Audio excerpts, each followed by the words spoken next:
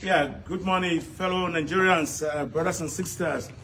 Shout out to you all who were there for me when I was arrested in Lekki in the second anniversary or first anniversary of NSAS. But this is the third anniversary, you know.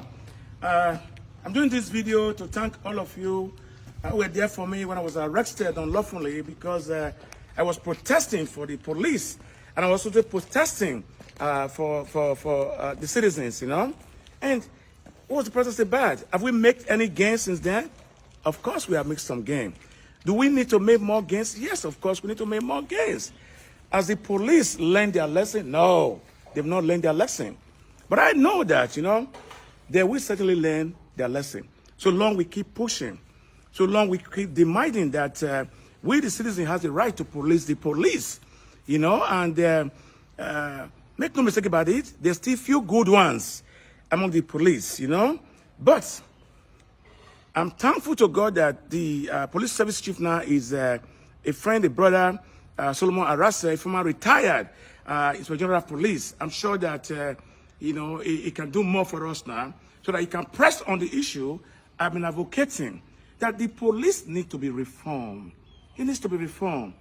You know, a lot of victims that died in NSAS, some are yet to be compensated, some are yet to be buried, and some are still not accounted for, and some are still languishing in jail. So I want to beg the president of this country, President Osagie Eholor ULTIMATE, I want to beg the police service chief, Solomon Arase, I want to beg the President Inspector General of Police, that if there's any detainee that had been detained because of the NSAS, they should please be released unconditionally, immediately. And also, too, I have said it severally, that those who died, they are heroes. They died with the blood in Nigeria flag because they were fighting for a good cause and for a good purpose, for a better Nigeria. I think they should immortalize them by having a monument and Lekki to free. And they should abolish for the sake of those who died, to free. There should be nobody, whether it's Bat, whether it's Tunubu, whether it's Fashola, whether it's Sonwolu, nobody should collect any money for the memory of those people who laid their life and died for us to live. They should be honored. They should be honored. And the family of those people that died should be compensated adequately. Then let me tell you now the gains we have made so far. So now police happily shoot people and kill people. But there are some good police who say this will never happen again. In Ajua police station, a lawyer who was pregnant was killed. Apparently for no reason. For a happy, triggered, lovely police. But, you know, justice, delay is not denied. And the police has been convicted and sentenced to die and pay the price of the crime he committed. Am I happy about it? No. But was justice done? Yes. Now, you are a police officer. You are not doing what you're supposed to do because you're happy with your trigger. Now you left your children, your wife now, in an abject poverty. Nobody cares about them again. The government don't care about them. Even when you were alive, the government doesn't care about you. So I'm sending this message to the police, to the military, to the law enforcement. Please, before you pull your trigger, remember you have loved ones at home. Remember those you are going to kill, they also have loved ones at home. Let us respect ourselves. And let the citizen also respect the police. But this is important again. The federal government have failed the police abysmally. The police are underpaid. The police are transferring the aggression to the citizen. Otherwise, why would the police do a stop and search without a warrant for a competent court? Why would you go to a woman's breast or a private part? What are you looking for? For drugs? Are you the one that sold the drugs for them? Is that your job? Why are you stopping people unlawfully, asking them to have an iPhone 4? Because they have a dread in their head? because they have tattoo like me. This is my body. My body is my temple.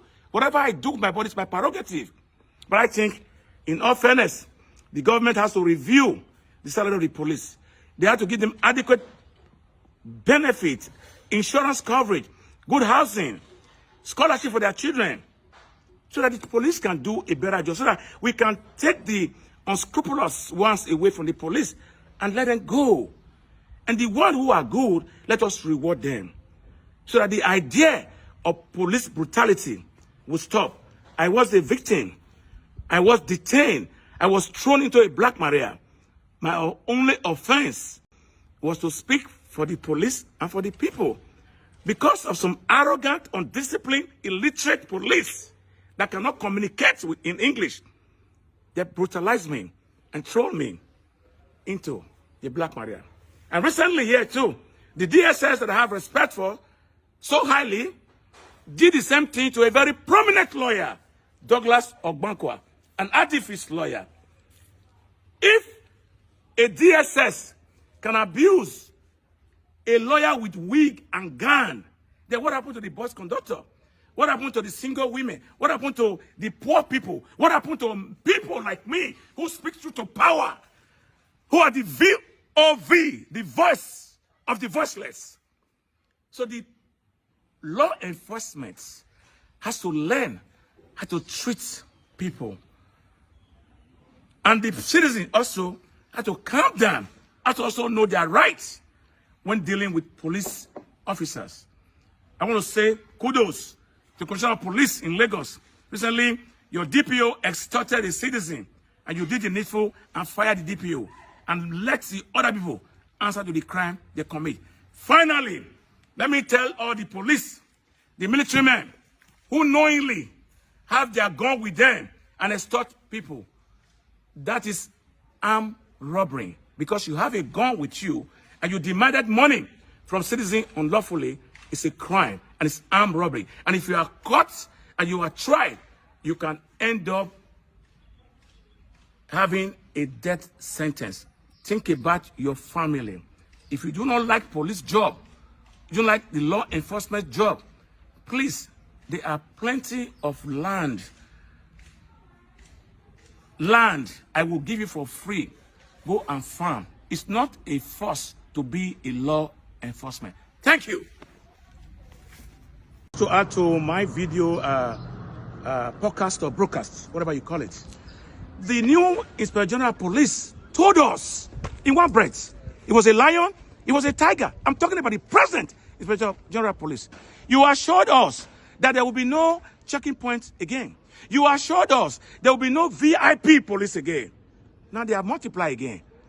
If we cannot trust a messenger, can we trust his message? Please, Mr. Inspector General of Police, let your word be your bond. They are still police with the Yahoo boys, with the politicians, with those who are selling land, with people who doesn't deserve police.